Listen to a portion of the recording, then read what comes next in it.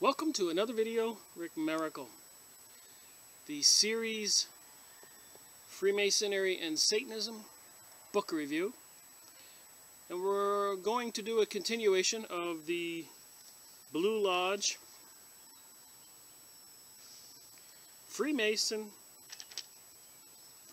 Handbook.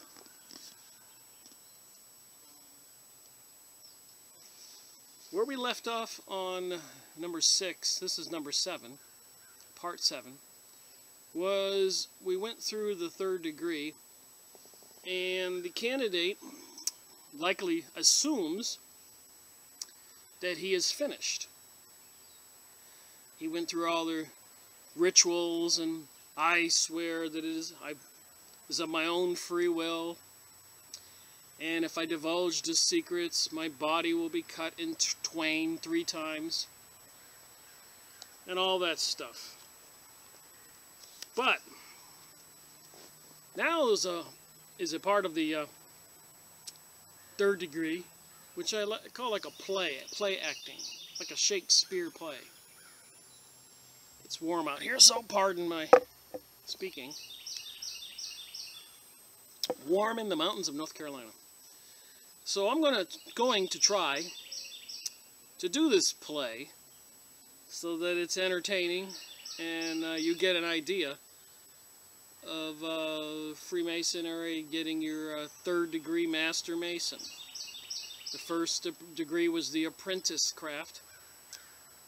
degree, then fellow craft degree, 2nd degree, and then Master Mason, 3rd degree. And like I keep saying, you know, a lot of people at the lower levels that enter this, they enter it for the connections, the businessing, the socializing, like a Moose Lodge or Elks Lodge or any other fraternity. But they don't know what's really going on at the higher levels, plus the organization behind all this, which can give instructions to all the lodges, worldwide, nationwide, statewide, wherever, regional-wide. So basically, it's a small military or workforce at the disposal of the eye on top of the pyramid, the leaders. So with that said, let me just move on, and hopefully this makes sense to you. So the candidate went through the rituals in the last video, supposedly thought he was finished getting the 3rd degree. And the worship, and they take him back out of the room, and he puts his clothes on, and all that stuff, and comes back.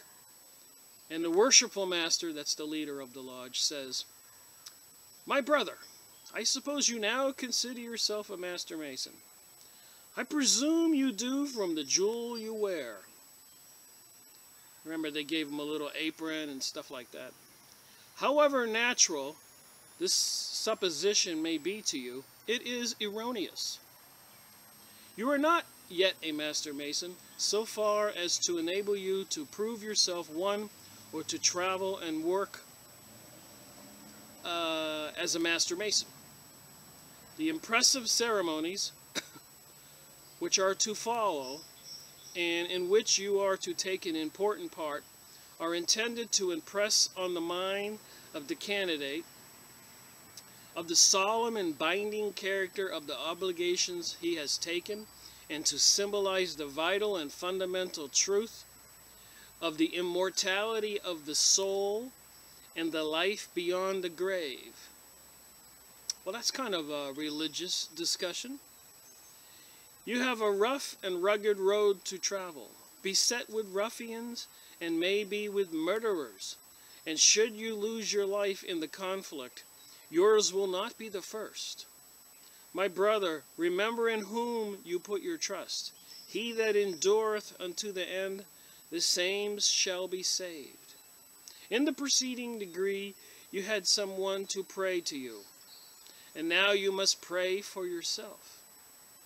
You will therefore suffer yourself again to be hoodwinked. Kneel where you are and pray, either mentally or orally as you choose. When done, you will say amen, rise, and make your progress." The senior deacon now steps forward and again places a hoodwink blindfold. securely over the candidate's eyes and causes him to kneel on both knees as it were to pray. But in the whole course of my Masonic experience, I never knew the candidate to pray.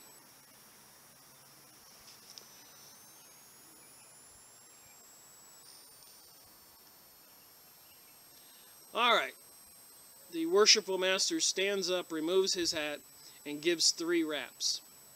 Calling all the brethren to their feet, and thus standing, they await for some minutes till the candidate says, Amen, aloud. And should the candidate delay too long in saying Amen, either the deacon or master whispers into his ear, Say Amen aloud. And he repeating Amen, the master says to him, Worshipful master, you will now arise and make your progress. The candidate, Representative Hiram Abiff, is now assisted to his feet by the senior deacon, who conducts him with the usual manner once around the lodge room and says, Hiram Abiff was the skilled builder of King Solomon's temple, and the story is that King Solomon and the king of to the north and his worker Hiram Abiff, two kings and Hiram Abiff, and you'll recognize that in this book when we read on, all together had the secret word, the secret name of God, and promised never to divulge it to anybody else. So anyways, at the completion, or almost at the completion of King Solomon's temple, 3 ruffians, 3 masons who were skilled in the building art of the temple, killed Hiram Abiff, trying to get him to tell them the name of God, the word. So here we go. Senior deacon, my brother, heretofore in your progress in Masonry, you have been a candidate in search of Masonic light. You now represent, and here you can see the guy kneeling and everybody in the lodge, and he's blindfolded. So put that in your mind as we go through this story. You now represent Grand Master Hiram Abiff, the guy who got killed. So they got the candidate blindfolded and tell him, you represent Grand Master Hiram Abiff, who was the grand architect at the building of King Solomon's temple and was slain just before its completion. Our Grand Master Hiram Abiff was slain at high 12, while the crafts were called from labor to refreshment, it being his custom at that hour to enter into the unfinished sanctum sanctorum, or holies of holies, of the temple to offer his devotions to deity and draw his designs on the trestle board. This you have done. The day of his assassination, he was about to return to the south gate, as you will now do. They're talking to the candidate, pretending he's Grand Master Hiram Abiff. As he approaches the south, or junior warden's station, remember he's blindfolded, he is rudely accosted by one of the brethren, previously appointed to represent Gibola, or the first ruffian, who catches him by both collars of the coat and vest and shakes him roughly and says, and again, remember he's blindfolded, the candidate. So one of the members of the lodge pretends to be the ruffian, Gibola, and he's accosting the candidate. Jubala, Grand Master Hiram, I am glad to meet you thus alone. This is an opportunity I have long sought. You know you promised us that when the temple was completed, we should receive the secrets of a master mason, or the master's word, whereby we might travel to foreign countries, work and receive master's wages.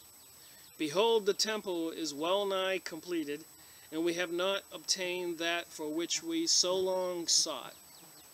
I therefore demand of you the secret of Master Mason. Senior Deacon to the candidate. My brother, this is an unusual way. So the Senior Deacon is saying this for the initiate, who's blindfolded. My brother, this is an unusual way of asking for the secrets of a Master Mason. Neither is it a proper time nor place. You keep your promise, and I will keep mine. Wait until the temple is completed, and when it is found worthy, you will doubtless receive them, otherwise you cannot. Jubala, shaking the candidate roughly. Talk not to me of time nor place. At first I did not doubt your veracity, but now I do. Give me the secrets of a Master Mason. Senior Deacon. I shall not. Neither can they be given until the temple is completed, and then only in the presence of three. Solomon, king of Israel, Hiram, king of Tyre, and myself. That would be the Grand Master Hiram Abiff. Jubala, shaking and pushing candidate about still more violently. I'll have no more of your parley. Give me the secret of a Master Mason, or the Mason's word, or I will take your life. And the Senior Deacon says, I will not. Jubala draws a 24-inch gauge swiftly across his throat, then attempts to pass out of the west gate. Jubala, shaking candidate with some violence. Page 186. Grand Master Hiram, give me the secrets of a Master Mason. Senior Deacon for candidate. I cannot. Jubala, give me the secrets of a Master Mason. I shall not. Jubala, shaking candidate with greater violence. Give me the secrets of a Master Mason, or the Master's word, or I'll take your life. I will not. Jubala, he strikes a slight blow with the square across the left breast, then attempts the east gate. 6 brethren are now beckoned forward in the lodge, to the northwest corner of the lodge, close to the treasurer's desk, where they produce the canvas before mentioned, open it up, taking hold of it by the loops, and the candidate being very swiftly hurried towards the east, he is met by the third ruffian, Jubalum, who catches him by both collars, and as before, and wheels him around so as to bring his heels to the edge of the canvas held by the brethren, when he says, so you got 4 brethren holding a canvas, and the ruffian has the candidate by the collar, and Jubalum shaking canvas even more violently than any of the others. Grand Master Hiram, give me the secrets of Master Mason. Can you see the picture? They get 4 guys are holding the canvas. The one guy is accosting the candidate and says, give me the word.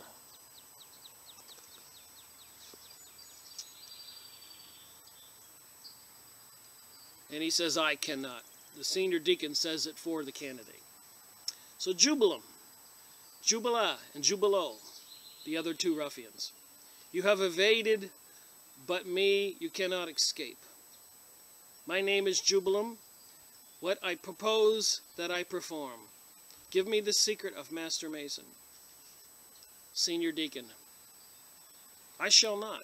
Jubalum, taking setting maul, I guess that's a hammer, and touching candidate on the forehead with a short wooden handle. This is all pretend with the candidate blindfolded, remember. In my hand I hold an instrument of death, with which if you do not give me the secret of a Master Mason, or the Master's word, I'll take your life in an instant. Senior Deacon, I will not. Jubalum to candidate, die then. At the same time he strikes him with a smart blow with the pretended setting maul on the forehead, and gives him a strong push which causes him to fall backward into the canvas. So the blindfolded candidate falls backward into the canvas after being hit in the head, as seen in figure page 186. I just showed it to you.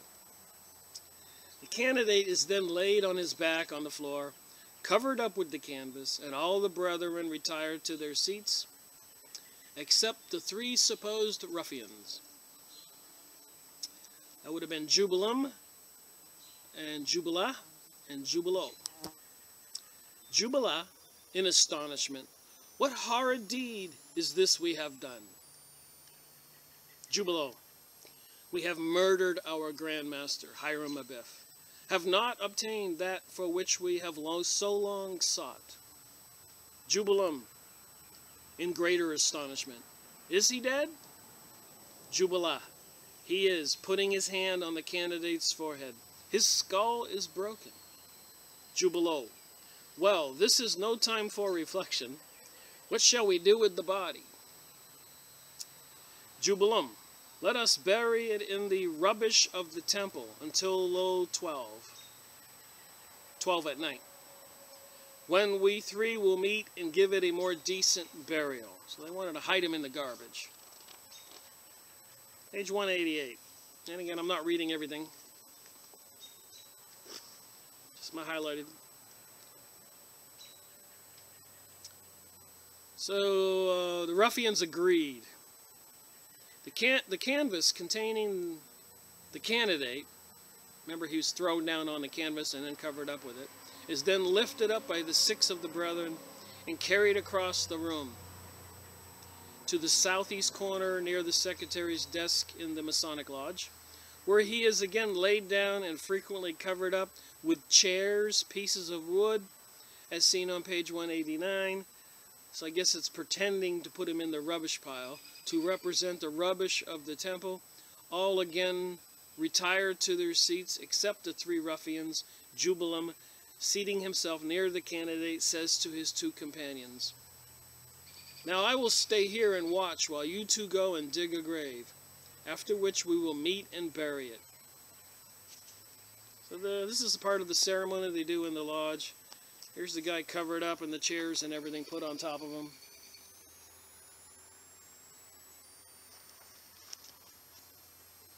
So it's a little pretend game of murdering Hiram Abiff. The two ruffians, Jubila and Jubilo, move off towards Senior Warden Station, where they pretend to be digging a grave. The lights are all turned down to represent night. That is, provided gas is used in the lodge room. And the masters sitting in the east begin to strike very slowly at equal intervals 12 strokes on the low 12 bell, representing midnight. As the hours of 10 and 11 are being struck, the ruffians, Jubila and Jubilo, approach the supposed dead body, while the watching and expectant Jubilum rises up and says, "Is that you, Jubila?" "Yes." "Is that you, Jubilo?" "Yes." "Is that you, Jubilum?" Jubilum, "Yes, low 12, and we are now not yet discovered. Now what shall we do with the body?" Jubila, "Let us convey it to a westerly corner from the temple, to the brow of a hill west of Mount Moriah, where we have been, and dig a grave due east and west 6 feet perpendicular, and bury it there." Moving on. Jubilum, "Let us plant this acacia in the head of the grave." I guess that's a plant. I should know what it is. He places the little column standing at the candidate's head to conceal it, that the place now may be known should occasion ever require it. So they put a little acacia plant at the head of the grave. "Now let us make our escape." That's what Jubilum says. This whole ceremony of the death, concealment, and burial of Hiram is correctly represented on the foregoing page. The ruffians then pass out by way of the preparation room, and after a few minutes' delay re-enter the lodge by the door of the anteroom, inside of which they find the junior deacon carelessly lounging, and who represents a sea captain, at the port of Joppa, where the fugitive ruffians were now supposed to be. Jubilum, to the junior deacon, "Hello, are you a sea captain?" And the junior deacon says, as the sea captain, I am. Are you going to put to sea soon? I am, tomorrow. Whither are you bound? To Ethiopia. Jubilam, addressing his companions. The very place we wish to go, turning to junior deacon. Here are 3 of us. Can we get a passage with you? And the pretended sea captain, junior deacon, says, you can. I shall be pleased with your company. You have King Solomon's pass, I presume. Jubilam, with decisive astonishment. King Solomon's pass? No. We came away in a hurry and are on urgent business and must go. We did not suppose a pass would be necessary. We have plenty of money, putting his hand in his vest pocket, and will pay you any price you ask. Junior deacon, as the captain. There is an embargo laid on all the shipping, and if you have not King Solomon's pass, you cannot get passage with me, neither can you from this port. Jubilam to his companions. Well, I suppose we'll have to go back and get a pass. Junior deacon. The sooner the better. You are suspicious-looking characters. They now move off, and approaching the spot where the body is lying, the following colloquy takes place. Jubila to his companions. Well, what should we do now? I'm only going to do this to a half an hour. It's 21 minutes and 49 seconds. So if I don't finish this little Shakespearean play they do to candidates to get the 3rd degree, I'll finish it in the video number 8. So moving on, Jubilo. Let us steal a boat and put to sea. Jubila. Agreed. Jubilam. Ho, that will not do. This is an iron-bound coast, and we shall be thrown against the rocks and dashed to pieces. Well, what shall we do? Let us flee to some other port. Agreed. Ho, that will not do. Before we can arrive at another port, the whole coast will be lined with our pursuers, and we shall be taken in and executed. Jubilo, in despair. Well, what should we do? Jubilam, pausing a few seconds. Let us flee into the mountains, and secret ourselves as well as we can, and preserve our lives as long as we can. Jubila and Jubilo say, agreed.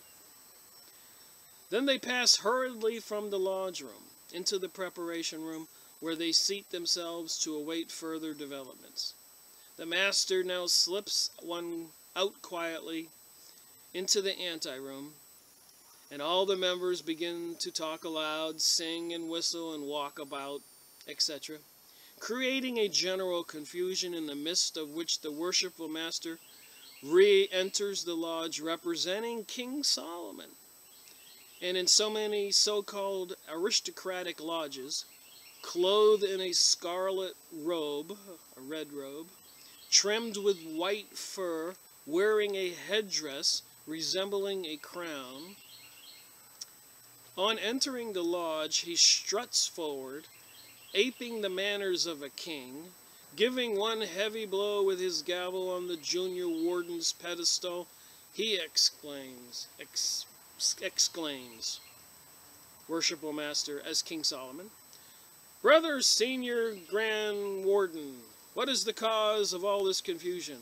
Why are not the craft pursuing their labors? Senior Warden rising, Most excellent King Solomon, there is no designs on the trestle board. Remember, Hiram Abiff was killed before he could do that. Worshipful Master in astonishment. No designs on the trestle board? Where is our Grand Master, Hiram Abiff? Senior Warden. He has not been seen since high 12 yesterday. Worshipful Master. In greater astonishment. Not been seen since high 12 yesterday? I fear he is indisposed. Let us strict search and due inquiry be made for him in and about several apartments of the temple, and see if he can be found. Senior Warden, 3 raps. Craftsman, let strict search and due inquiry be made in and about several apartments of the temple, and see if our Grand Master Hiram Abiff can be found. Here the brethren ask aloud, have you seen our Grand Master Hiram Abiff? He has not been seen since high 12 yesterday. Senior Warden, 1 rap. Most excellent King Solomon, strict search and due inquiry have been made in and about several apartments of the temple, and our Grand Master Hiram Abiff cannot be found. Worshipful Master sorrowfully says, as King Solomon, I fear some fatal accident has befallen him. Turning to the secretary, Brother Grand Secretary, let the several rolls of the workmen be called. The master retires to his seat. The secretary takes a long strip of paper, which he has written some scriptural names. And he goes to the anteroom and calls out, Craftsmen, assemble, assemble for roll call. Some of the brethren, 12 if possible, now retire into the anteroom, and the secretary proceeds in a loud voice to call roll as follows. Abraham. And one of the brothers says, here. Ardonram. Here. Amrishada. I'm probably saying this wrong, of course. Here.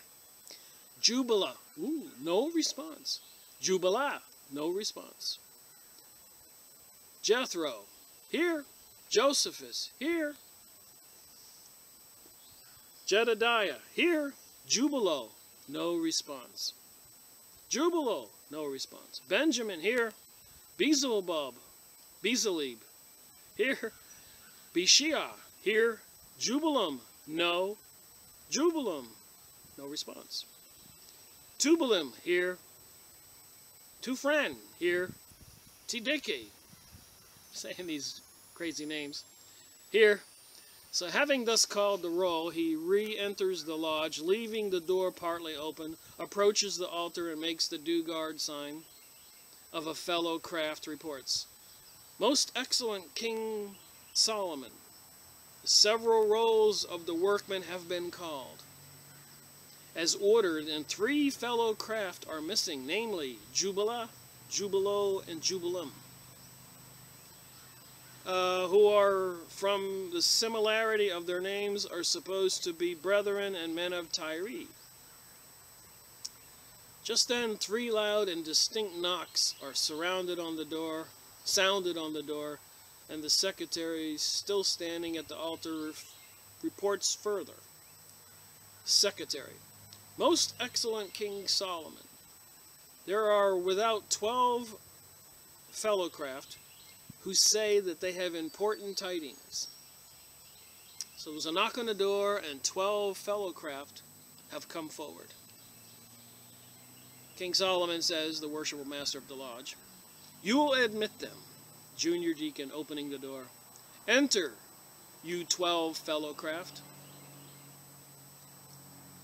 The brethren in anteroom enter the lodge, and marching straight to the east, arrange themselves in line in front of the master's chair, when one of their number, who is well posted, becomes spokesman and makes the following report. So, the most excellent King Solomon, 15 of our fellow craft, seeing the temple about to be completed, being desirous of receiving the secrets of Master Mason, or Master's word, whereby we might travel in foreign countries and work and receive master wages, entered into a horrid conspiracy to extort them from our Grand Master Hiram Abiff. Wow, so these 12 walk in and say there were 15 of them who were into a conspiracy to get the word from the Grand Master Hiram Abiff, or take his life. So these 12 are confessing, but reflecting with horror at the atrocity of the crime. 12 of us have recanted, so 12 of them said they weren't going to do it. The other three, we fear, have persisted in their murderous design. We therefore appear before your majesty, clad in white gloves and aprons, extending his hands, in token of our innocence, acknowledge our premeditated guilt, and most humbly implore your pardon. They all kneel upon the left knee, at the same time making the Dugard Fellowcraft sign. Worshipful Master, arise, you 12 Fellowcrafts, and divide yourself into parties, and travel 3 east, 3 west, and 3 north, and 3 south, with others whom I shall appoint in search of the ruffians, and report not without tidings. All except the 3 best posted brethren, designated to Fellowcraft, now take their seats, and these, proceeding very slowly in their pretended search of the ruffians, pass out by the preparation room door, and after a short delay enter the lodge room again by the anteroom, supposed to be the port of Joppa, inside of which they meet the junior deacon as before, with the following dialogue taking place. So one of the Fellowcraft is searching for the ruffians. "Hello, friend. Have you seen any strangers pass this way?" Remember, they're at the port Jaffa, where they had ran into the ship's captain earlier. "Wayfaring man." He is generally this junior deacon at the port of Joppa. He says, "I have 3. What sort of appearing men were they?" "They appeared to be workmen from the temple, the men of Tyre, seeking a passage into Ethiopia, but not having King Solomon's pass, they could not obtain a passage and turned back into the country." So remember, the candidate's blindfolded now and wrapped up in the canvas while all this is going on. The second Fellowcraft, addressing his companions, "These are doubtless the very men we are in search of." Turning to the wayfaring men, "You say they turned back into the country?" He says, "They did." Fellowcraft to his companions, "Now let us go and report this intelligence to King Solomon." They now proceed to the east, standing in front of the master's chair in the lodge, with this little drama going on. "Most excellent King Solomon, tidings." King Solomon said to Worshipful Master, "Report." "We being of the party who pursued the westerly course, and on coming down near the port of Joppa, fell in with a wayfaring man, of whom we inquired if he had seen any strangers pass that way. He informed us that he had 3, who from their appearance were workmen from the temple, men of Tyre, seeking passage into Ethiopia, but not having your pass, they could not obtain a passage and turned back into the country." Worshipful Master, as King Solomon, "These are doubtless the ruffians. It is my order that you disguise yourself and travel as before with positive injunctions to find the ruffians, and with a positive assurance that if you do not, you 12 Fellowcraft shall be deemed the murderers and severely suffer for the crime committed." Then they all depart. He gives a loud rap with his gravel as if angry. Well, that's all I'm going to read of that little drama going on in the second portion of the candidate getting his 3rd degree, when he thought he was done after going through all the other rituals. And then they say, "You're not done yet. You're not a Master Mason until you go through this."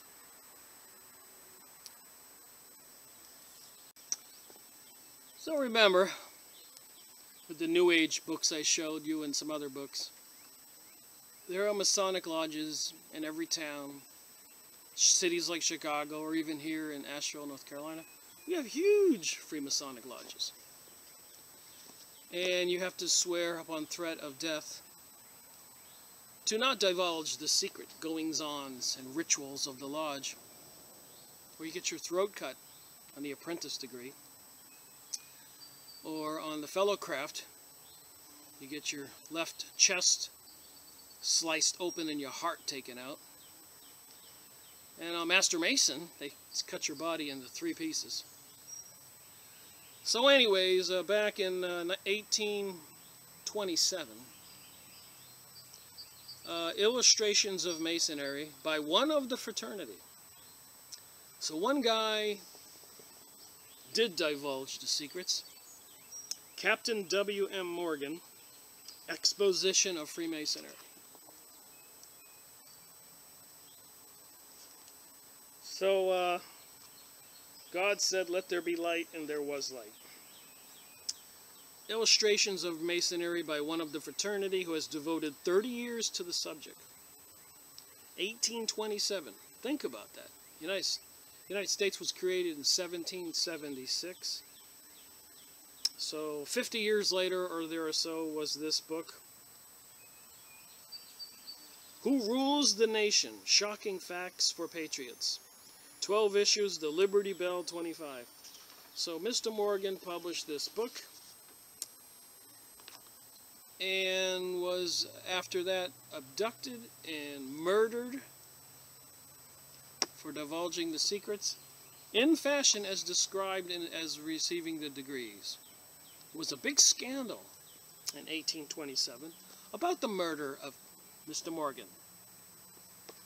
He was abducted, he was tortured, and he was killed. And the government and the officials were all Masons, of course, back then, 1827. And they protected the guilty parties who went and killed him. It was a big scandal. Anyways, John Quincy Adams, back then, President of the United States, wrote a book, Letters on Freemasonry. So back then, that bug's out here biting me. Back then, there wasn't the Republican Party or the Democrat Party. There was the Mason Party and the Anti-Mason Party. And generally speaking, as we know, the Mason Party were the Freemasons, and Satanic, Lucifer, whatever, and I'm sure the lower levels weren't really aware of all this, was their god. And of course the anti-Masons were the Christians and all that. And so it was basically the Christians against the anti-Christians. And even today in the New Age magazines I showed you, the Masonic people, Masons, do not like Christians, trying to get rid of it completely, which has everything to do with the New World Order right now, and the Freemasonic activities with the rainbow groups and Zionism and Rosicrucians and witchcraft and the occult and Kabbalah, the movie producers, the banks, the whole chaos going on in the world is still the battle between the Christians and the anti-Christians as far as, but I think the Masons, the Luciferians, are even against any other religions that are not Luciferian, satanic.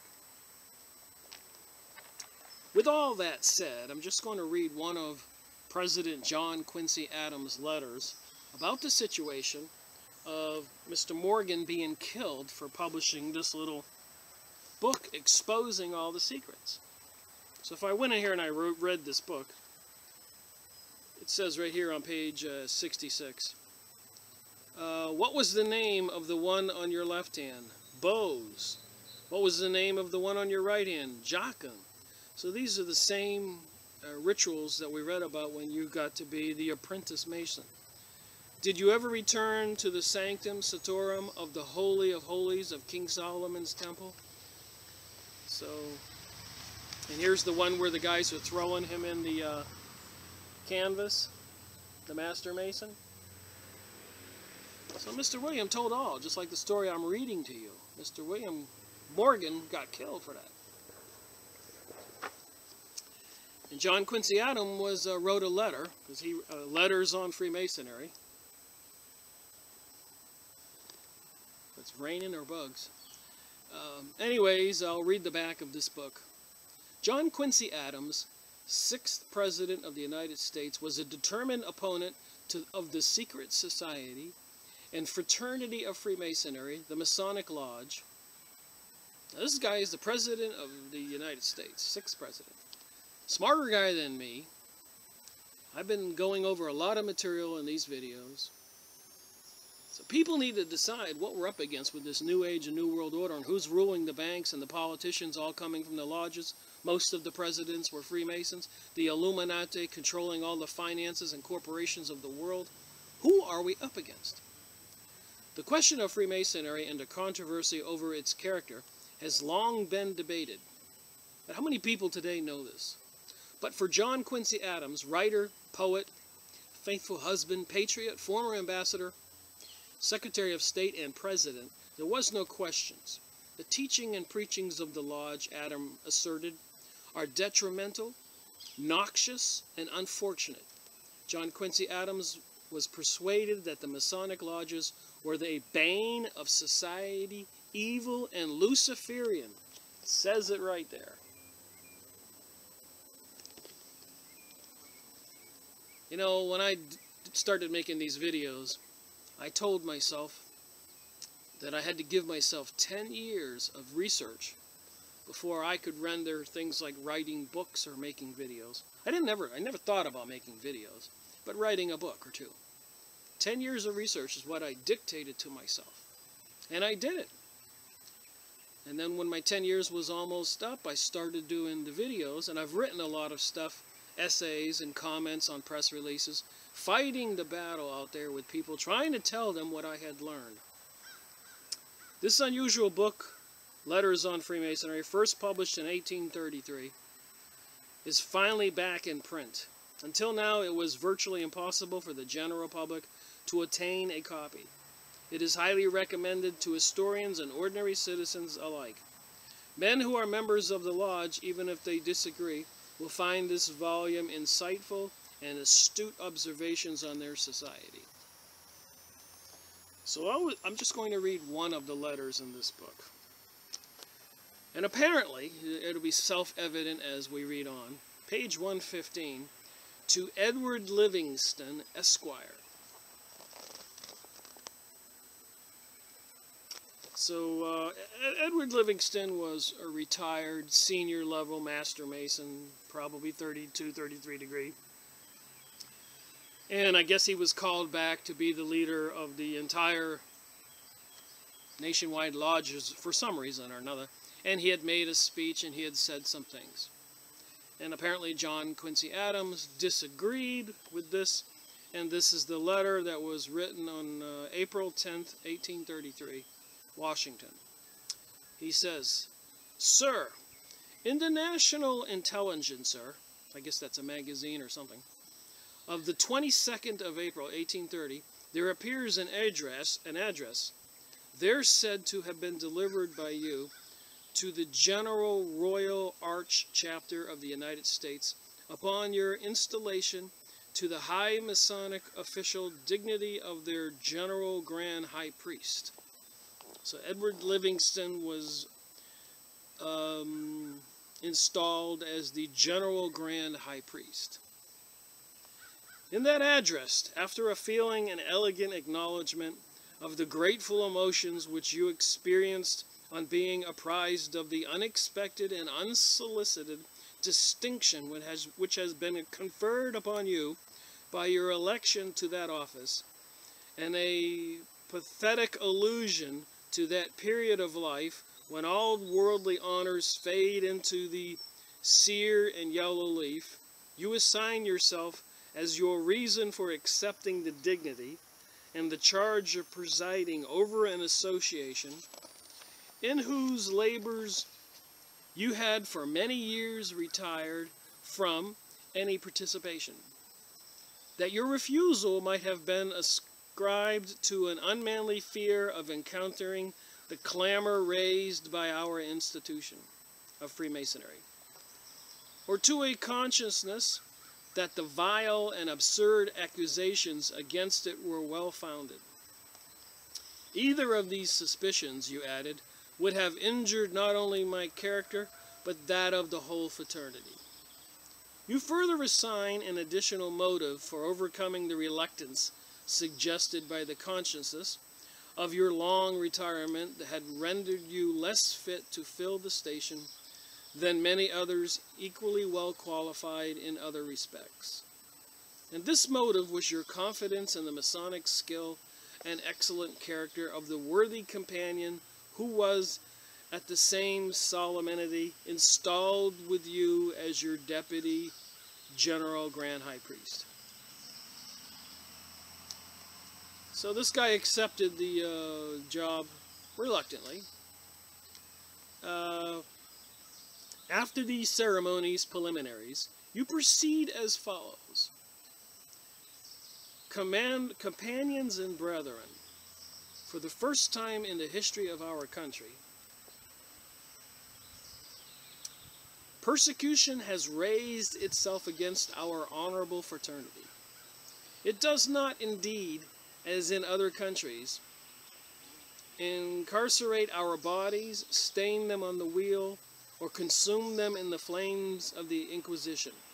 So in other countries, especially in Germany, where a courier had crashed or something, he hit something and got killed, and the investigators in Germany looked in his pouch, and they had a document that described the New World Order taking over the world and all their evil goings-on and deeds. And in Europe, they banned all the Masonic lodges for quite a while until people forgot. But in the United States, it never really raised the people, the citizens, never really learned about that incident in Germany.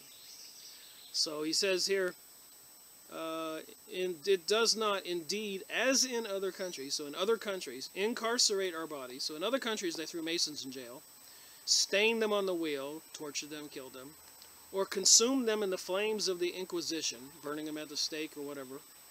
But its attacks are, to an honorable mind, as unjustifiable. It assails our reputation with the blackest calumnies, strives, and by most absurd inventions, to deprive us of the confidence of our fellow citizens. So he's trying to defend the Freemasonry. Belies the principle of our order, and represents us as bound to each other by obligation, subversive of civil order, and hostile to religion. Even in the New Age magazines, they want to get rid of Christianity. We know that they worship Satan and Lucifer. It's in Morals and Dogma and all the other books. This is video part 7. If you watched all this, you know all this. But they don't, like anybody else who gets caught with their hand in the cookie jar, they get indignant and say, I didn't do it. Mr. Livingston, in molding this personified image of persecution, did it never occur to you, this is President John Quincy Adams saying this, writing this letter, that the foul and midnight hag, who justly bears that name, is never to herself more deliciously occupied than in charging persecution upon others?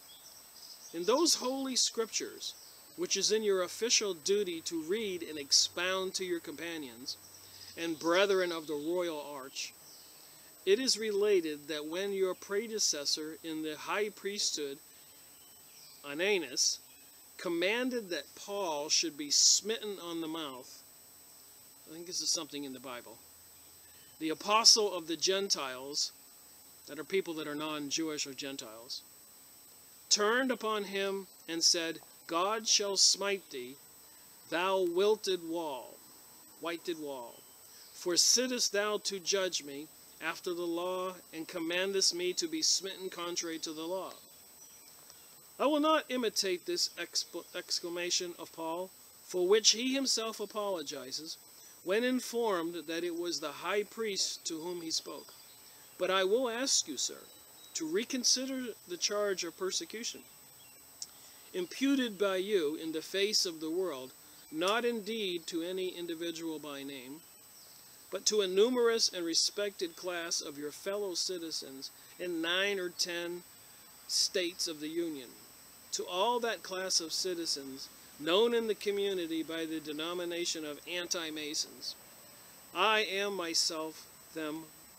one of them myself, says the John Quincy Adams, President of the United States.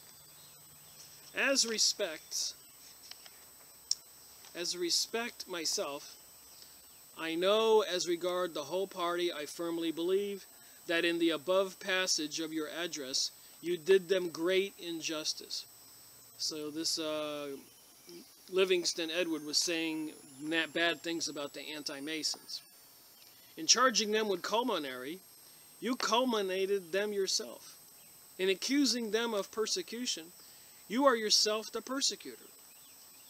I will not say that on your part of this persecution and culminary was willful. You had many years retired from any participation in the labors of the craft.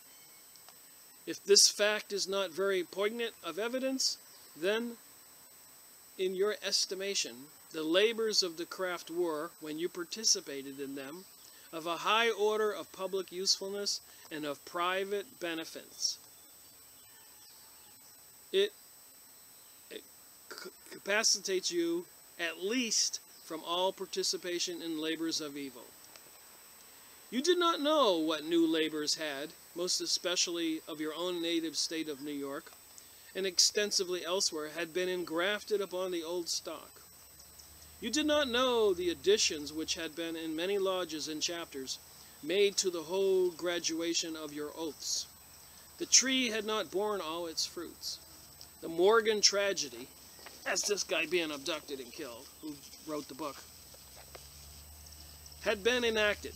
More than 3 years of impunity had, in evasion or defense of the laws of nature, of justice, and of the land, sheltered the guilt of its perpetrators. So, like I said, the Masons are usually the judges, the lawyers, the police chiefs. You can't get into these jobs. Senators, representatives, mayors, governors. And so they sheltered the murderers of Morgan for publishing that book. Sheltered the guilt of its perpetrators, but you did not know, nor was there a mortal out of the pale of your penalties who did know, the catalog of Masonic crimes which had been committed in affiliation connected with the Masonic murder. So for 3 years they were doing all kinds of things to keep these people from being convicted or arrested. You know them not to this day. Multitudes of them will ever remain secreted under the seal of the fifth libation and under the obligation to conceal. Remember, they sign a promise to conceal under threat of death. From every person under the canopy of heaven, secret of a worthy brother, murder and treason not accepted, and accepted in the option of the swearer. More than a year after your address was delivered, the Grand Lodge of Rhode Island published a defense of Masonry against those same charges, which they, like you, pronounced persecutions and culminaries. So just like now, when you go to try to say anything about a Jewish person, they'll call you an anti-Semite. When we even know that many Jewish people, like I said, look up Jewish Zionism and images, or Rabbi Marvin Antelman, the book To Eliminate the Opate. He was the leader of the Jewish Congress of the United States, trying to expose the Zionism Jewish people, the Rothschilds, the people planning the New World Order, bad Jews who turned from God and turned to the worship of Lucifer, satanic stuff, witchcraft, stuff I keep saying. So there is something tied together with all the Masonic lodges and Lucifer, and the Zionist Jewish folks and Lucifer, and the Vatican with Lucifer, and the New Age and the gay agenda, and everything, the halftime shows on football with the satanic rituals. You watch my videos, you know all this stuff. Yet, even then, they say that whether Morgan had been murdered or not, they could not tell, for they knew nothing about it. They knew nothing about it. They knew nothing about the facts proved in the judicial tribunals of New York, not only by clouds of witnesses, but by the confessions and pleas of guilty of several among the conspirators themselves. The Grand Lodge of Rhode Island, one and all, knew nothing of all this, and yet they published a defense of Masonry and pronounced persecution and culminary, the denunciations of virtuous indignation against those very judicially authenticated facts about which they declared they knew nothing. So the stuff was front page newspaper stuff, and everybody had confessed that these are Masons in Rhode Island, and we don't know nothing about it. And everybody who joins to be a member has to swear the secret oath to keep unto death. And these are the people that get filtered into the senators, representatives, mayors, judges, and secret handshakes and conspiring against the normal people of the world, whom they call the profane. Sir, your address to your royal arch companions had more candor or more of discretion. You advised them that the culminaries so absurd as those uttered against you, the Masons, were best met by dignified silence. And yet you did not meet them by dignified silence. You pronounced them from your exalted seat of General Grand High Priest of the Order, black and absurd culminaries, and you attributed them to all persecution. So you can't say anything bad about the Masons because they'll say you're persecuting them and culminaries and all this stuff. But if I am bound to acknowledge the candor and discretion of your advice to your brethren, to meet the charges against their institution with dignified silence, I cannot offer an equal tribute of commendation to your consistency, when after all your bitter complaints of calumny and persecution, you urge them to be just and reflect how much cause of excitement has been given by the outrageous abduction of a citizen dragged from his family and friends, Mr. Morgan, in the midst of the populous state, followed up most probably by the perpetration of a most atrocious murder. You then remind them that it was natural from all the circumstances that this most extraordinary and savage act to believe that it was committed by Mason. It was a human nature, unenlightened and prejudiced human nature, to impute the cause of the offense to some secret tenet of fraternity, and then to involve them in the criminality of their guilt and members. Why the words unenlightened and prejudice? Was not some secret tenet of the fraternity the cause of the offense? Swearing on the oath, if you divulge the secrets, like Morgan wrote the book, they'll kill you. That tenet of the fraternity, secret at the time of the murder of Morgan, is a secret no longer. For mere intention to reveal it, Morgan paid the penalty of his entered apprentice. His book revealed it after his death. This is the book. Its revelation was authenticated on the 4th of July, 1828, by the testimony not of unenlightened and prejudiced human nature, but of the Leroy Convention of seceding Masons, men who themselves had taken those oaths and declared themselves subject to the penalties which had been inflicted by Masonic hands upon Morgan. It was natural that ambitious men should keep up their excitement and direct it against political adversaries for their own elevation. Perhaps it was you, Mr. Livingston, are versed in the ways of ambition and ambitious men. You know the propensity to keep up excitements, to direct them against the political adversaries for their own elevation. This is all going on right now with the propaganda in the United States. The people have no idea what these Freemasons, Illuminati, the evil ones at the top, not the low ones on the bottom, and the Zionist Jews, not the regular Jews, who you can look up Zionism and images, who are protesting, writing books, Marvin Antleman, Henry Mackal, PhD, Canadian author. So many books written by Jewish people warning of us of these evils, these Luciferian satanic people trying to create the New Age, New World Order, which people will be microchipped and many people will be murdered if they don't swear allegiance to the devil, and all this stuff is right out of the Bible. You can't make this stuff up. You must know, you cannot but know, that Masonry has been used by ambitious men for the same purposes. You must know that in many of the New York lodges, the promise to promote, get this, a brother's political advancement was one of the most recent additions to the Masonic obligations.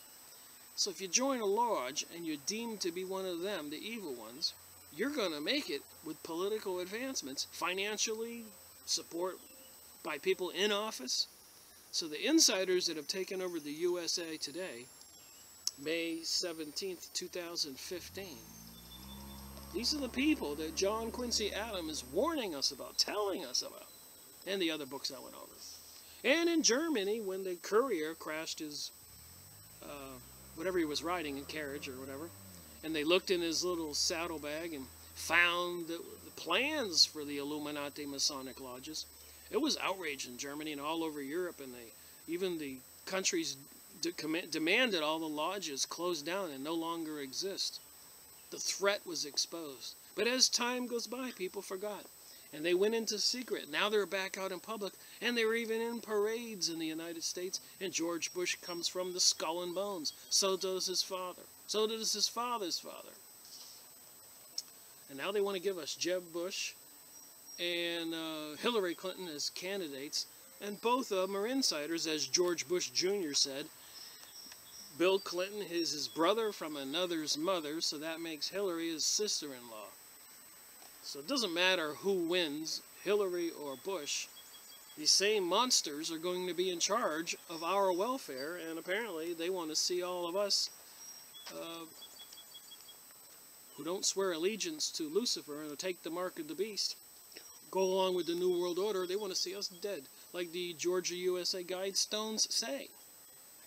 And books written 40 years ago trying to convince people there was an overpopulation problem. Or the book Report from Iron Mountain, where they got a bunch of elites to come up with a program, something to do in the event peace breaks out. Report from Iron Mountain. And they said they'll have to create fake problems like environmental issues, terrorism issues, even alien UFO issues,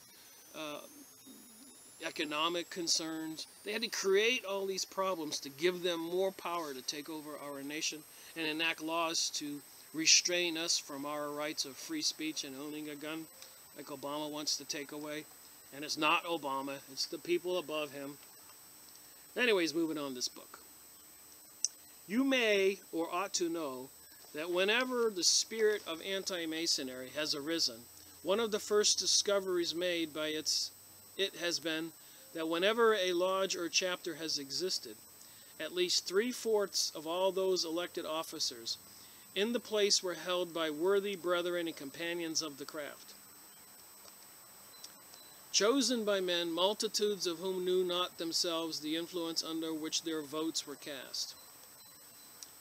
You know, too, that the charge of ambitious and selfish motives is one of the most vulgar and most high-necked impugnations of all ambitious rivals and competitors against one another. In condescending to use it yourself against the anti-Mason, you certainly gave no additional dignity. And as a defense of the institution against anti-Masonry, so the two political parties were Masons and anti-Masons, and the Masons had sworn they would never allow an anti-Mason in politics ever again. And I wouldn't be surprised to this date if that's probably not the case. You might, with advantage to yourself, have remembered your advice to your brethren, and preferred to such a shield the armor of dignified silence.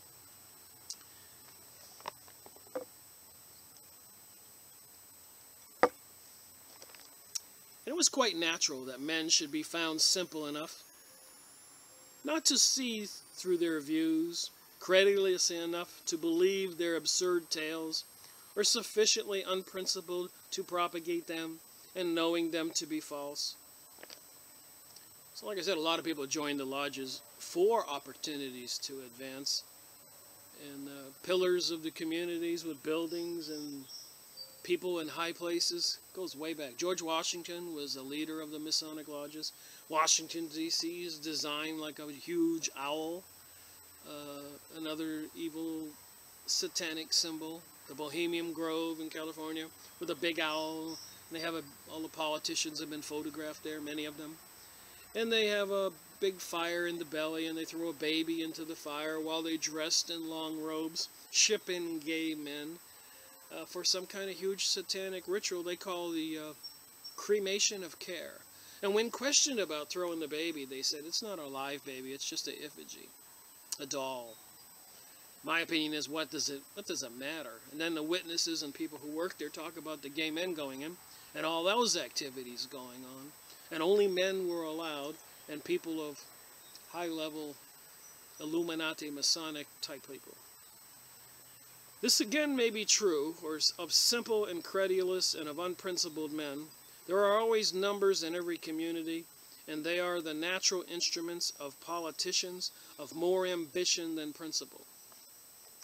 So we got all these secret lodges and all these people conspiring to take over our country, and they have. And now they want to go where Albert Pike said in the late 1880s, who wrote Morals and Dogma, which we've gone over and we'll go over again, admitting that Satan and Lucifer is their deity, along with Isis and Osiris and Horus, the eye on the dollar bill. It's all in there, all exposed if you've been watching my videos and other people's videos. But in this respect, and in many others, anti-Masonry is and has been more sinned against than sinning. So the anti-Masons have been sinned against than they were sinning.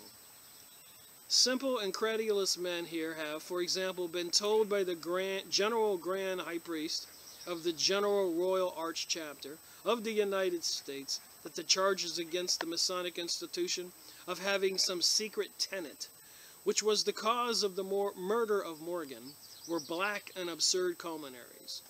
Well, we've read the handbook. We know that they have those tenets, those swearing to keep everything secret and protect their fellow Masons under threat of death, obeying the call of the Master Mason of the Lodge, worshipful Master Mason, and following and doing what they're told. Okay, so the murder of Morgan were black and absurd culminaries, invented by persecution, which none but fools and cullies would believe, and none but naives would propagate. Simple and credulous men may believe these assertions of the General Grand High Priest because they are made by him and because his character gives them the weight of authority. To simple and credulous men, the highest of all evidence is the authority of great names, and accordingly your own most plausible answer to anti-Masonry charges against your institution is an appeal to the great and good men who have belonged and still belong to it. But sir, this is the President speaking, this is not sound reasoning to influence the minds of other than simple and credulous men. The question, permit me to say, upon the issue which I am about to take with you, is not who, but what. Not who have bound themselves by the Masonic oath and obligations, but what these oath and obligation penalties are. What is their nature? What have been their fruits? Now, sir, I do aver that the cause of the offense, that is the murder of William Morgan, and of a multitude of other crimes indissolubly connected with it, was a secret tenet of the fraternity. Secret then, but no longer secret now. It consisted of an obligation and the penalty of the entered apprentice oath. It was the secret tenet of the initiation of the Masonic institution. This, sir, is the issue which I, an anti-Mason, tender to you, the General Grand High Priest of the General Royal Arch Chapter of the United States. I call upon you, sir, in that capacity to sustain the charge of persecution and calumny made by you in your address to your brethren and companions upon your installation against the whole body of anti-Masons in the United States, and to sustain the institution over which you preside against the charges which you pronounce persecuting and calumnious. But this, sir, is not my whole or my ultimate purpose. I do consciously and sincerely believe that the order of Freemasonry, if not the greatest, is one of the greatest morals and political evils under which this union is now laboring. We're about to get hit with the hammer now, bringing us with all this evil going on in the world. These people have been working feverishly for hundreds of years to bring us on. This is the president speaking here. I do consciously and sincerely believe that the order of Freemasonry, if not the greatest, is one of the greatest moral and political evils under which this union is now laboring. And remember, almost all presidents are proven to be high-level Masons.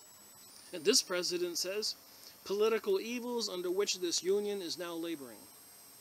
Well, he would be rolling over in his grave if he knew what they were doing in 2015. In 2001, 9/11. General Wesley Clark telling us that somebody in the Pentagon said they planned all those wars in the Middle East using helicopters with USA troops and them machine gunning the Arabs all over those countries, and much more. Shock and awe, burning, incinerating all those troops assembled on the Iraq border to defend their nation. It says here, if not the greatest, is one of the greatest moral and political evils under which this union is now laboring. I further believe that the primary and efficient cause of all this evil is the same rite of initiation. For as all the oaths and obligations and penalties of the subsequent degrees, but are variations and expansions and aggravations of that primitive vice. Let that be once abolished, and that the rest must fall with it. Knock away the underpinning, and the whole scaffolding must come to the ground. Wish people in the world would wake up right now, realizing who these Illuminati banksters, Zionism, the Vatican, the Hollywood cabal, the Illuminati, Rosicrucians, Council of Foreign Relations, Heritage Foundation, Bilderberger Groups, Club of Rome, Bohemian Grove. I'd have to get that book out, The Rainbow, Beware of the Rainbow. It's a big, thick book that lists the organizations that are part of the secret mystery schools that William Cooper talks about in his videos on YouTube. Go watch some of them. You will see these evil forces, like the Christian church. It's got a third of the population of the planet are Christians. These evil forces have their own big Church of Satan organizations everywhere, and against the anti-Masons, which were Christians. And in my New Age books on Freemasonry, we see in there that they want to rid the world of Christianity. The Luciferians want to get rid of Jesus and God and other religions that are not Luciferian. Anyways, with this address, I have the honor of submitting you a pamphlet containing 4 letters on the Entered Apprentice Oath. We've gone over that in the Blue Lodge Handbook. You will perceive, sir, that they arranged the act of initiation upon 5 distinct charges. As contrary to the laws of religion, to the laws of morality, and to laws of the land. Those letters have now been more than 6 months published. Their existence, so they published the letters of all these evil stuff in the Blue Lodge Handbook, but the media owned by the evil forces, I think it was Rockefeller way back in the early 1900s, said to one of his advisors to do a study and see how many newspapers he had to buy to control the media. They told him, and he did. So anyways, they published these letters. Their existence has not been noticed by any of the newspapers of the country.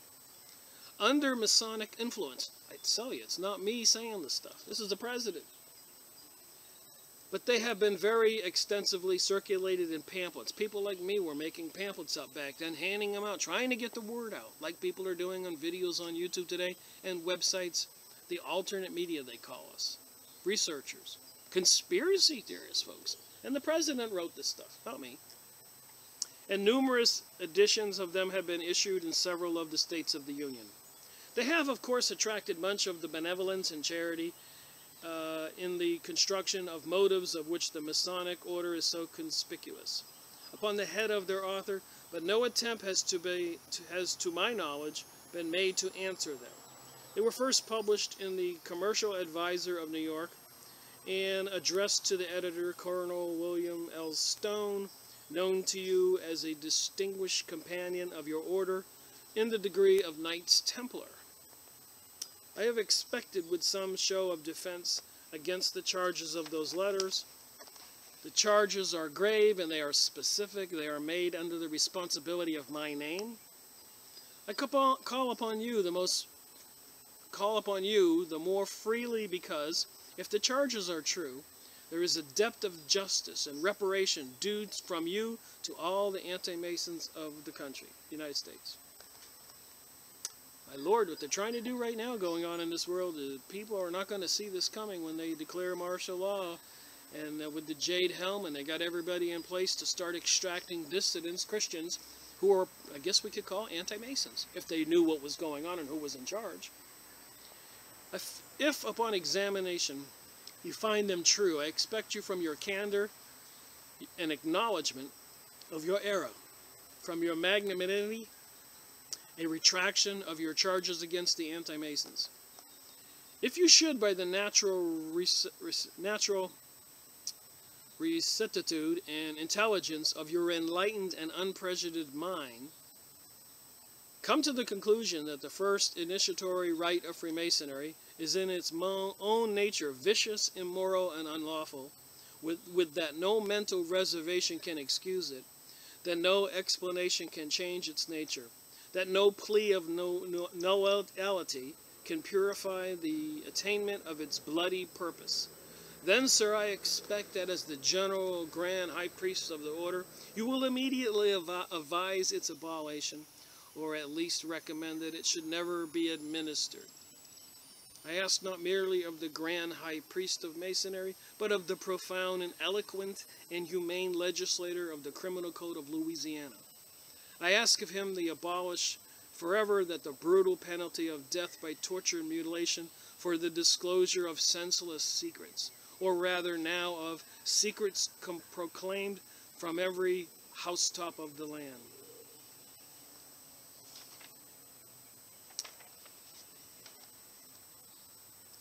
Banish from our borders, suffer no longer to prey upon our vitals.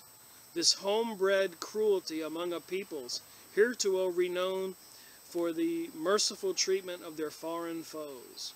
Its greatest evil is not this most atrocious murder of a free citizen, but that it extinguishes the very sentiment of compassion in the mildest hearts.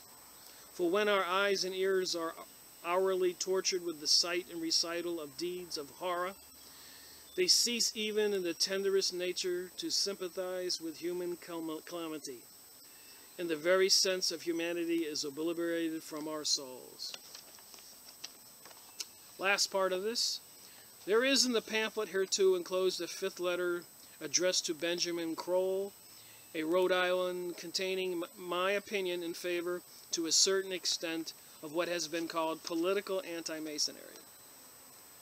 That so long as you adhere to the administration of the entered apprenticed oath, your lodges and chapters must and will be political cautious, and that a Masonry will be the signal for political prescription to one party, as anti-Mason has been and will be to the other. I am very respectfully, sir, your fellow citizen, John Quincy Adams.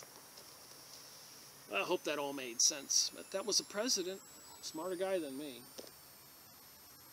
So now on to some document reviews that will just blow you away. Stuff is going on in the world by, I'm saying, these people behind the scenes. You can call them what you want. New Age, New World Order, Illuminati, high-level Freemasons, Zionism, the Vatican, the banksters, the Hollywood crowd, Kabbalah folks, and all the other evil people in designs to rule the world with savagery and slavery. We, the people, need to wake up. Alright, it's time for my document. Current events and document review. The world's got a lot of crazy things going on, so this ought to be an interesting review. We the people need to circle the wagons. The government is on the warpath.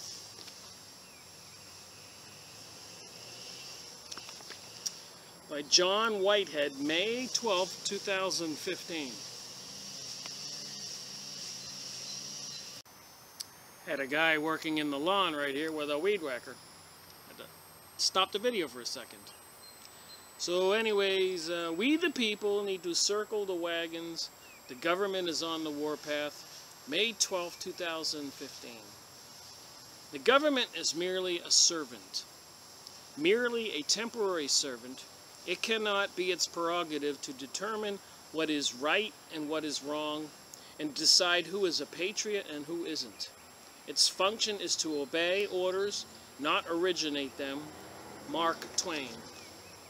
So I read this and highlighted a lot of stuff. It certainly does seem that the American citizens are the oppressed by its own government now, without a doubt. The satanic shows at the London Olympics, football halftime shows, movies like Hunger Games, Divergent, American Idol, the sister program Eurovision with Conchita Wurst winning, and it just seems something is very suspicious about the New World Order George Bush keeps talking about. The Pope is mentioning, Obama mentions, Kissinger mentions, and something that looks like it's in full gear with this Jade Helm 15, where they're shipping, I just looked at a video on YouTube, mile-long train of military vehicles cruising across Texas. It's insane. What's going on? All right, moving on to this document. How many Americans have actually bothered to read the Constitution, let alone the first 10 amendments to the Constitution, the Bill of Rights? And I did see on one video that a police officer training to apprehend insurgents and rioters and terrorists in America, he says, is we're concerned about the constitutionalists and the people who are preppers and gun owners. What's going on? So take a few minutes and read the Constitution for yourself, rather than having some court or politician translate them for you, and you will be under no illusion about where to draw the line. When it comes to speaking your mind, criticizing your government, defending what is yours, doing what you want on your own property, and keeping the government's nose out of your private affairs. In an age of overcriminalization, where the average citizen unknowingly commits 3 crimes a day, and even most mundane activities such as fishing or gardening are regulated, government officials are constantly telling Americans what to do. You can't even look at these cops in many cities in the eye. What are you looking at? Are they the enemy? Is that what they want us to think? Compare the following list of don'ts the government is prohibited from doing in the Constitution with the growing list of abuses to which we the people are subject on a daily basis, and you will find that we have reached a state of crisis wherein the government is routinely breaking the law and violating its constitutional obligations. Even that politician Cruz recently said, and Jeb Bush too, that the surveillance programs that the government's doing, Jeb Bush said he's happy that Obama continued them. So you can't bank on the Democrats or the Republicans, which many people should know. All right, for instance, the government is not allowed to restrict free speech, press. Well, they've restricted press because they bought all the newspapers. Rockefeller said to one of his advisors, "Do a study and tell me how many major newspapers I have to buy to control what the people are told." His advisor told him, and he went out and bought that many newspaper companies. And restrict assembly of the citizens' ability to protest. You protest now and you get a squad of police officers with big shields and spray cans of mace and batons and guns and probably worse weapons. And you can't correct government wrongdoing. They steal billions, trillions of dollars in the banking scandals and corporate scandals, and everybody gets off. And the citizen does a little traffic infraction, and it's like hell from fury came down on him. Nevertheless, the government continues to prosecute whistleblowers, persecute journalists, cage protesters, criminalized expressive activities, crack down on large gatherings of citizens mobilizing to voice their discontent with government policies, and insulate itself and its agents from any charges of wrongdoing, what the court refers to as qualified immunity.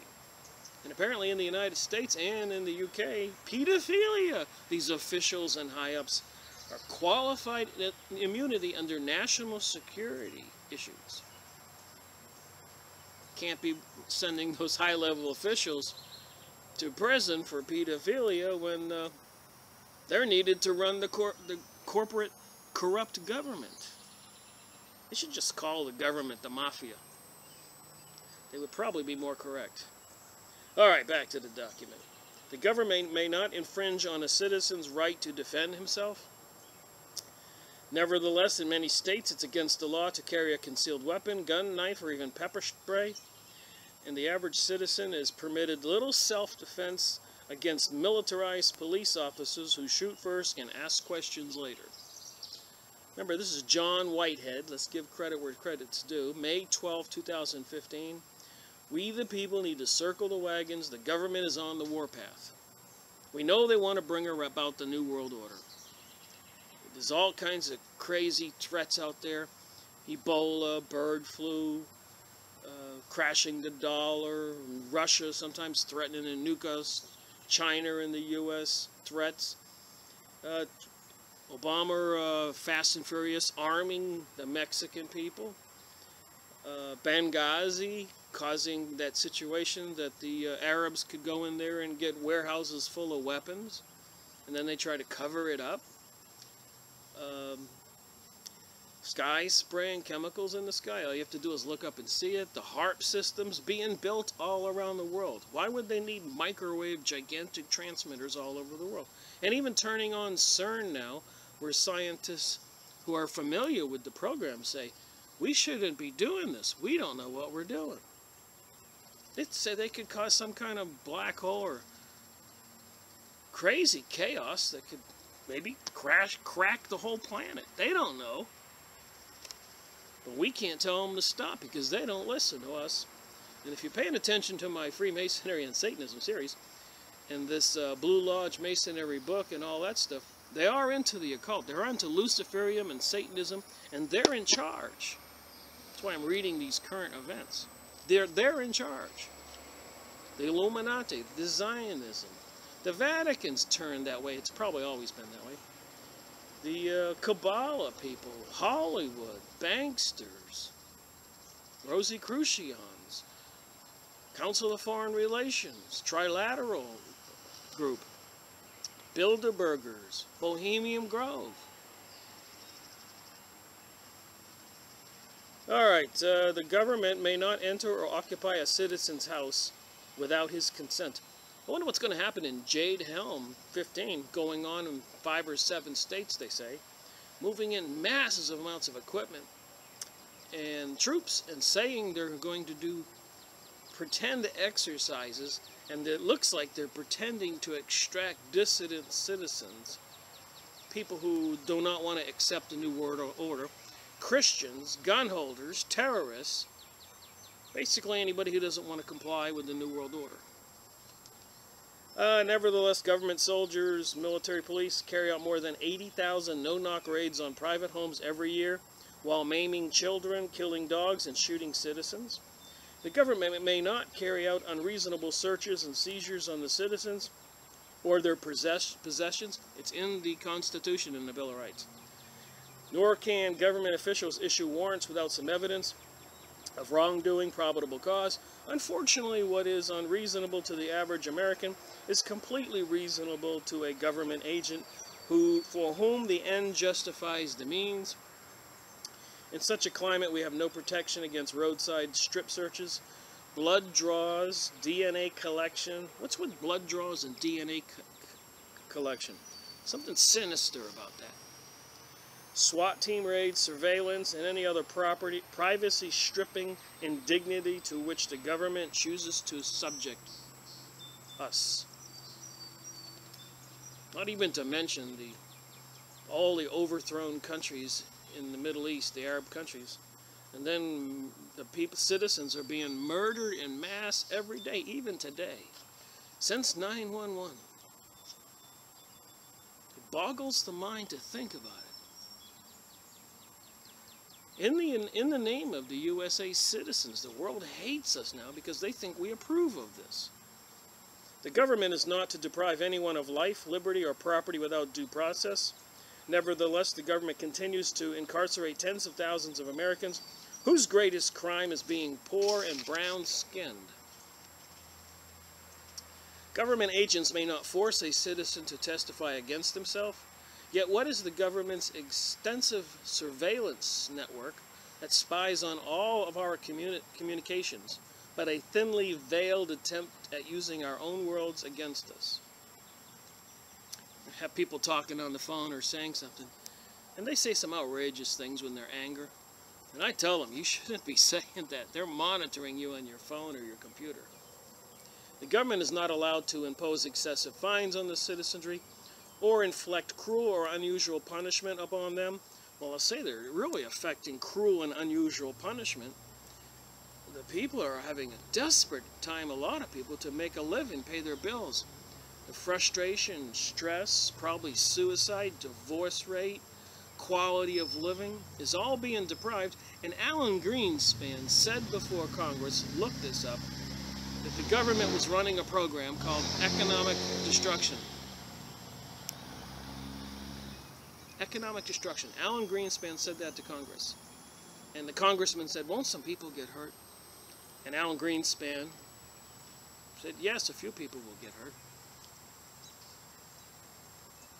Alright, Americans are subjected to erroneous fines and outrageous punishments for minor traffic violations, student tardiness, absent from school, and generally having the misfortune of being warm bodies capable of filling privatized, profit-driven jails. As I document in my new book, Battlefield America, go buy the guy's book. Sounds like he knows what he's talking about. Who was that? John Whitehead. The war on the American people, the problem goes farther and deeper. It can be traced back to the point at which we, the people, were overthrown at the center of the government. No longer are we rulers of this land. We have long since been deposed and dethroned, replaced by corporate figureheads with no regard for our sovereignty and no thought for our happiness, no respect for our rights. In other words, without our say-so or lacking any mandate, the point of view of the Constitution has been shifted from we the people to we the government. Our taxpayer-funded employees, these people who live off our taxes, our appointed servants have stopped looking upon us as their superiors and started viewing us as their inferiors. We've been so brainwashed and indoctrinated into believing that the government is actually looking out for our best interest. That's why they shipped all the jobs over to communist China, and now they're bringing communist China troops and Russian troops here to practice in the United States. It's on many videos. When in fact their only compelling interest driving government programs is to maintain power and control by taking away our money and control. That's why they're breaking financially most of the American citizens, many, is to take away the power and put people under a serious state of stress. Have you ever wondered why the Constitution begins with these three words? We the people. Anyways, like the old wagon trains in the Old West, comprised of individual groups of pioneers, they rarely ventured out alone, but instead traveled in convoys. And when faced with the threat, these early Americans formed their wagons into a tight circle in order to defend against invaders. Unfortunately, we have been ousted from that particular circle, left to fend for ourselves in the wilderness that is the American frontier today. Those who did the ousting, the courts, the politicians, and the corporations, have since replaced us with the yes-men shills who dance to the tune of the elite ruling class. You think they might come from, a lot of them, the Masonic lodges, the Illuminati, the Zionism, the conspirators, the Vatican. In doing so, they have set themselves as a central source of power and arbiters of what is just and reasonable. And they had those Georgia USA guidestones installed that said they want a world population of 500 million. So I guess they just don't want the people around so many anymore. With computers and nuclear weapons. Once again, we're forced to navigate hostile terrain, unsure of how to protect ourselves and our loved ones from militarized police, weaponized drones, fusion centers, stingray devices, SWAT team raids, and ongoing military drills on American soil, the government stockpile of ammunition, the erection of mass detection centers across the country, FEMA camps, look them up, and all other manner of abuses. Read the smoke signals. The warning is clear. It's time to circle the wagons, folks. That's what this guy's John Whitehead is saying. The government is on the warpath, and if we are to have any hope of surviving whatever is coming at us, we need to keep our wits about us and present a unified front. Amen to that. To put it a little more bluntly, stop thinking like mindless government robots. Start acting like a powerhouse of citizens vested with the power to say, enough is enough. We have the numbers to stand our ground. Now we just need the will. And remember, President John Quincy Adams, he told us the threat of the Freemasons. Said it was the... So anyways, we have an election coming up. And I'm not trying to pick on the Democrats or the Republicans, but a friend of mine sent me this email, and I thought it might be apropos to take a look at it, now that we just read what I just read. The Clinton body bags. Go look that up. Just a quick refresher course, lest we forget what has happened to many friends of the Clintons. James McDougal, Clinton's convicted Whitewater partner, died of an apparent heart attack while in solitary confinement. He was the key witness in the Ken Starr's investigation. Mary Mahoney, a former White House intern, was murdered July 1997 at a Starbucks coffee shop in Georgetown. The murder happened just after she was to go public with her story of sexual harassment in the White House. Vince Foster, former White House counselor, colleague of Hillary Clinton, at Little Rocks and Rose law firm, died of a gunshot wound to the head, ruled a suicide. 4. Ron Brown, Secretary of Commerce, former DNC chairman, reported to have died by impact in a plane crash. A pathologist close to the investigation reported there was a hole in the top of Brown's skull, resembling a gunshot wound. Victor Reiser, a major player in the Clinton fundraising organization, died in a private plane crash. Ron Tooley, Democratic National Committee political director, found dead in a hotel room in Little Rock, described by Clinton as a dear friend and trusted advisor. 7. Ed Wheely, Clinton fundraiser, found dead November 1993, deep in the woods in Virginia of a gunshot wound to the head, ruled a suicide. Jerry Parks, head of the Clintons' gubernatorial security team in Little Rock, gunned down in his car at a deserted intersection outside Little Rock. I'm just going to try to skip through these quicker. You can look it up and get the gruesome details yourself, but the quantity here. James Bunch died of a gunshot suicide. James Wilson was found dead of an apparent hanging suicide.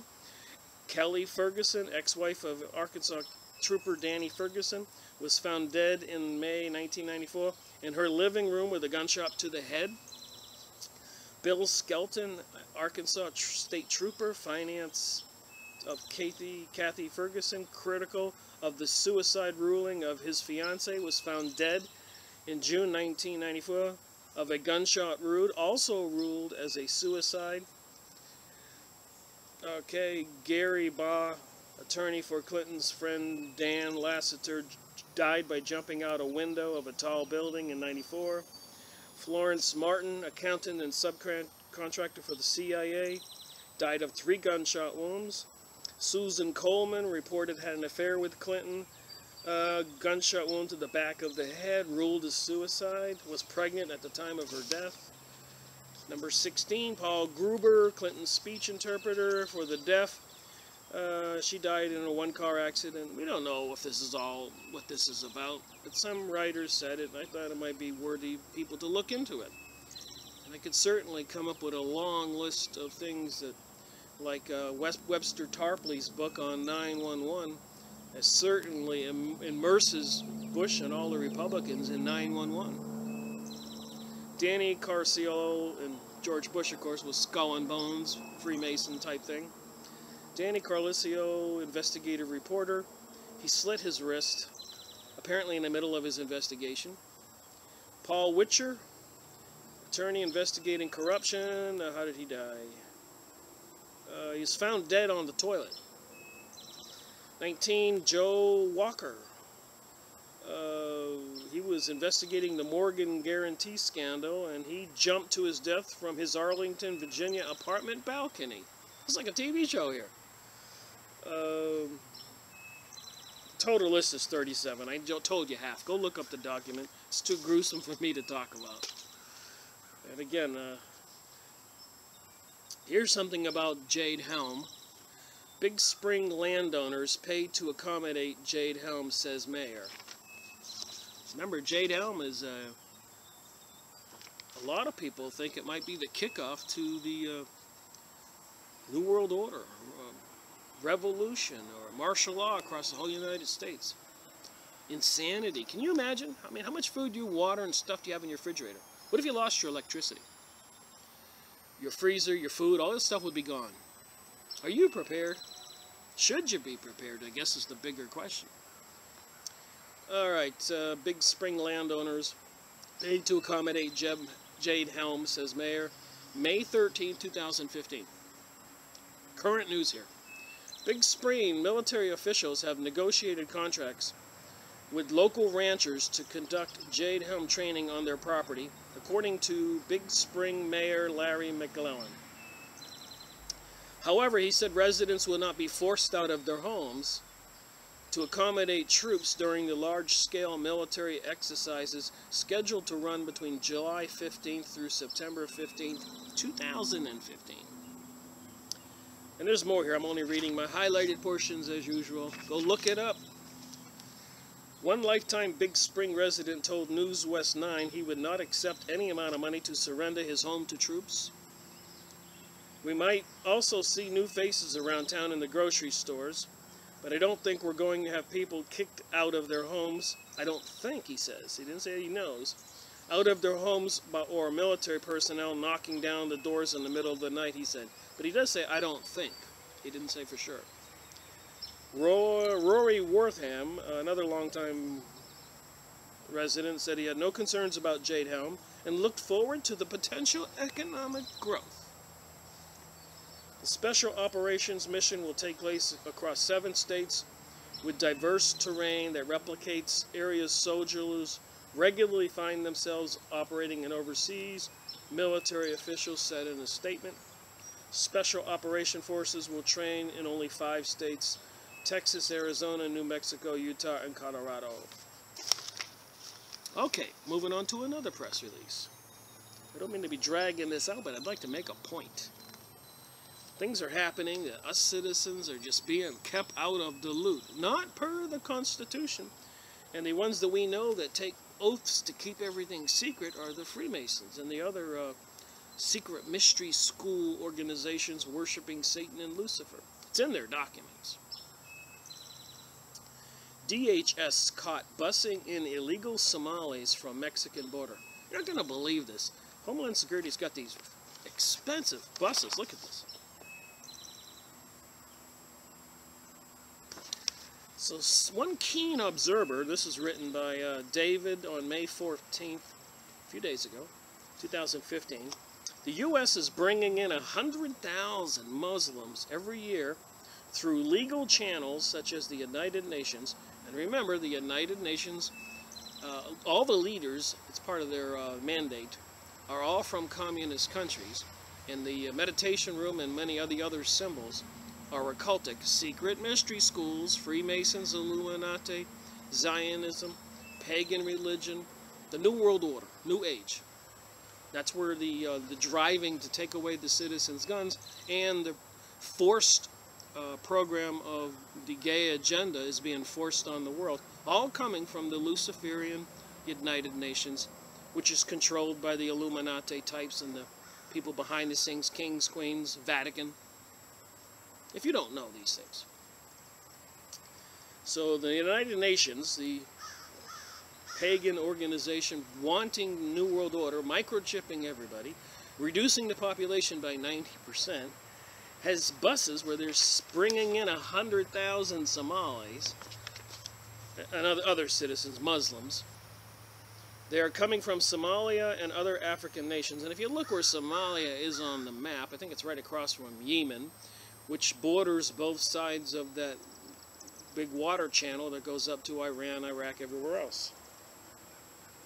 So it's valuable property, and I guess it would probably be more valuable if they didn't have all those poor people that are still left alive after all the killing that's been going on there by the people bringing about the New World Order, destroying and overthrowing all of the Arab countries. That General Wesley Clark said that a guy at the Pentagon told him was planned. Go look at the video on YouTube.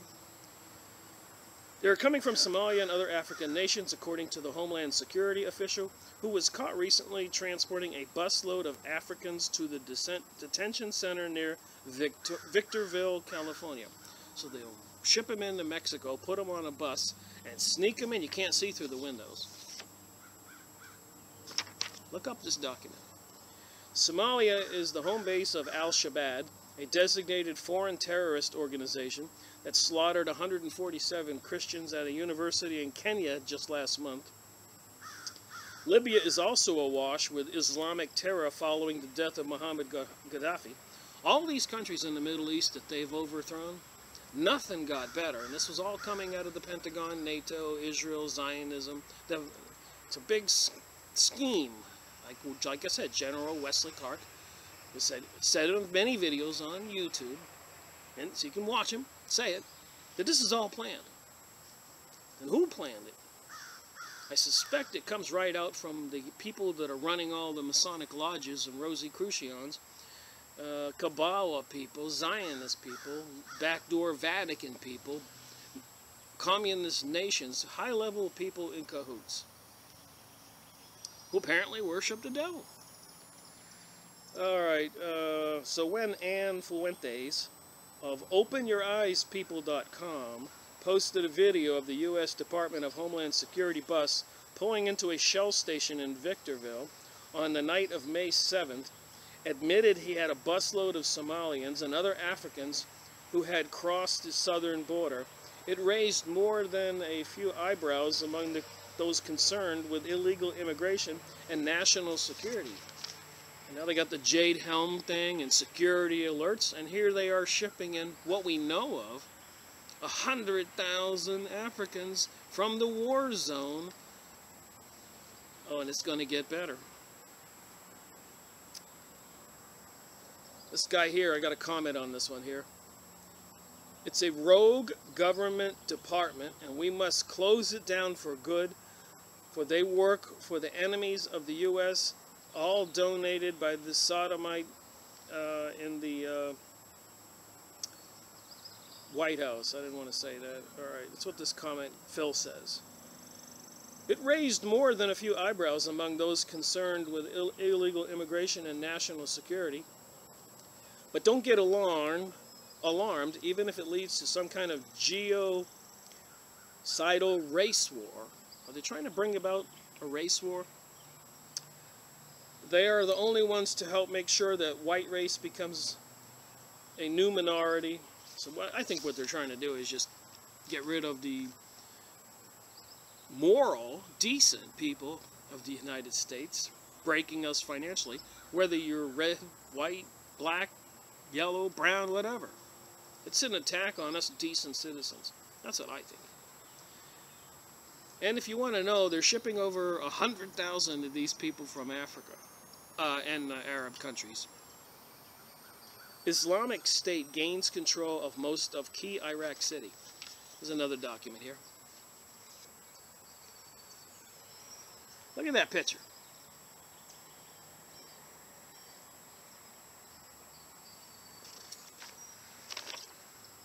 Do you suppose they would be shipping over busloads of these people?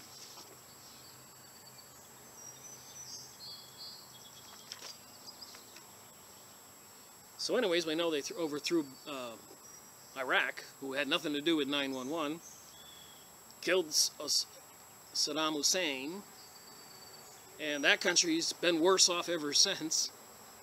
So Baghdad, Islamic State fighters took control of Ramadi, capital of Iraq's largest province, just west of Baghdad. Police in the city said what appeared to be a significant blow to the U.S.-backed military campaign to retake Iraq territory from the extremist Sunni group. I'm saying that the NATO people with the New World Order, Zionism, Israel, and all those people who General Wesley Clark said all this was planned, is a continued offense in that area that's just dragging on over year, over year, over year, continually slaughtering and killing the people. That is what I think is the plan. And they're wearing the rest of us out in the world and driving us down into poverty levels and stress levels and fear levels, so we don't worry or care about this or speak out. That's what I think, and a lot of other people. By early afternoon, the militants had seized the government compound in downtown Ramadi, which is the capital of the western Abba province. Government forces have managed to hold on to the largely Sunni Muslim city of about 900,000 people in recent months. And apparently when they did this before, there was huge amounts of slaughtering of people.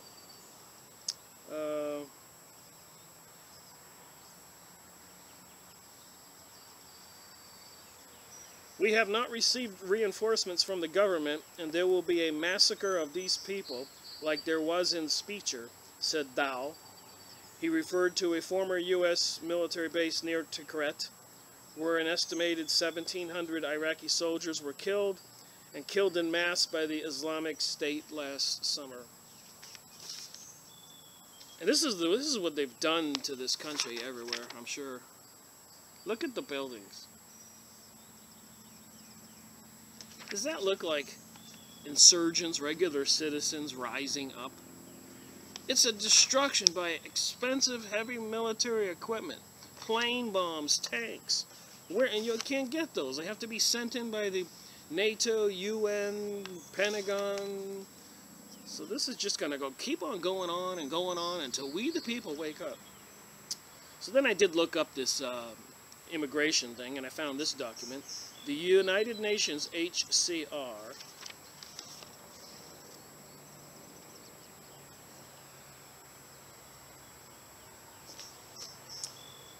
and an interesting thing about the Arab country, it is part of Africa. There are a lot of black people living there and brown people living there. And Israel is growing, and like I said, I suspect it's all a huge genocide program. So they don't want these people there. They're killing a lot, and I guess it can't kill them all. So what are they doing? They want to take down the USA. So a new beginning in a third country. Some refugees cannot go home or are unwilling to do so because they will face continued persecution. The whole region, the people are being slaughtered. What, are you going to send them all to the USA? Only a small number of states take part in the United Nations HCR resettlement programs. The United States is the world top resettlement country.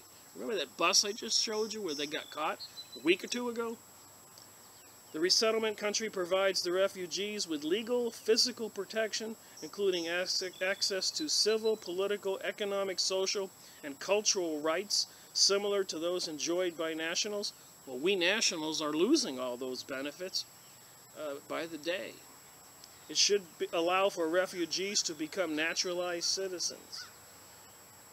In 2011, UNHCR submitted the files of some 92,000 refugees for consideration to resettlement countries. We have no idea how vast this is. And then we're all familiar with the mass immigration of the people from Central and South America.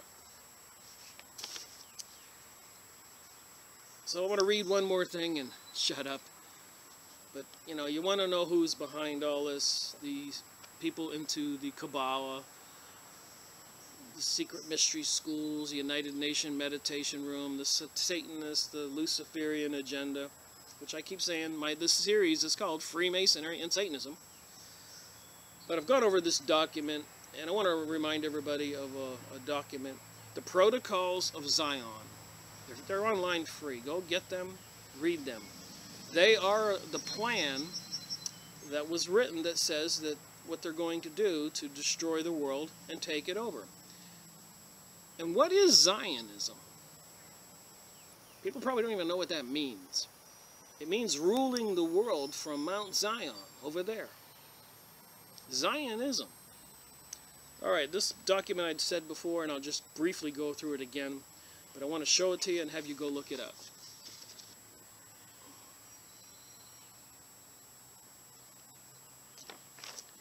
Gunter Grass. He was a pretty famous person in Germany. What must be said? The German Nobel Prize winner, writer, and like that book I just did in this video, the President John Quincy Adams.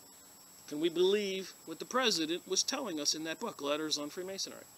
Can we believe what's in the book itself, the Blue Lodge Freemasonry Handbook, that had the word Satan in it? So this German Nobel Prize winner, can we believe him? He's a Nobel Prize winner. 87 years old, just before his death here, German city of Lübeck. His innovative art and striking personality had been shrouded in controversy. His strong political statements spurred most heated debate. So he gives a quote here from in this document by Schnorster, S-N-O-R-D-S-T-E-R.